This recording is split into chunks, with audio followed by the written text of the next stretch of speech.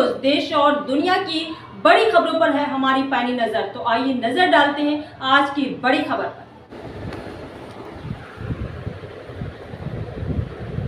पूर्व कृषि मंत्री शाह बक्सर राजद सांसद सुधाकर सिंह ने कहा कि एक तरफ सामाजिक न्याय धर्मनिरपेक्षता के तरफ रुझान रखने वाली राष्ट्रीय जनता दल, दूसरी तरफ सांप्रदायिकता धर्म के आधार पर राजनीति करने वाले लोग। भारतीय जनता पार्टी मुख्य मुकाबला इसी में है। 4 सीटों पर राष्ट्रीय जनता दल और उसके गठबंधन के लोग चुनाव जीतेंगे। राष्ट्रीय जनता दल और सामाजिक आंदोलन से जुड़े हुए संगठन हमारे लंबे समय से कृषि क्षेत्र में व्यापक बदलाव लाएं और कृषि कोई साधारण शब्द नहीं है, ये देश की और राज्य की व्यवस्था की मुख्य स्तंभ है। आंध्र प्रदेश के मुख्यमंत्री चंद्रबाबू नायडू के द्वारा राज्य के निवासियों को अधिक बच्चे पैदा करने के मामले पर दिए गए बयान को लेकर बक्सर राजद सांसद सुधाकर सिंह ने कहा कि जिस तरह की अर्थव्यवस्था है, लोगों की आमदनी घट रही और जिस तरह से महंगाई बढ़ रहा है, तो वैसे लोग जो छोटे परिवार की तरह जाना चाहते हैं, किसी के नारे लगाने से जनसंख्या नहीं बढ़ती।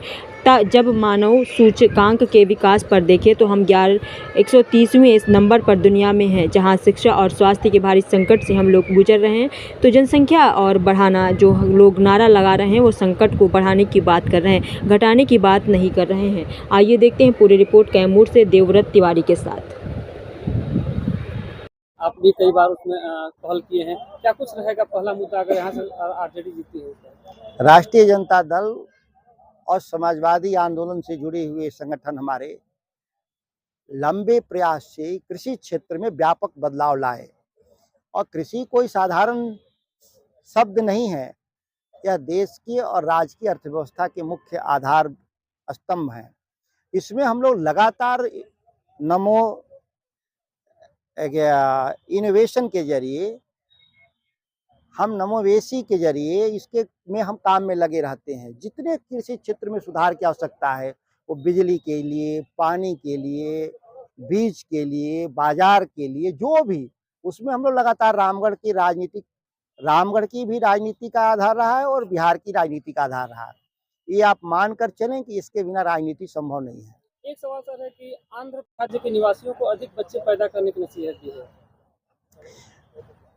देखिए, जिस तरह की अर्थव्यवस्था है, लोगों की आमदनी घट रही है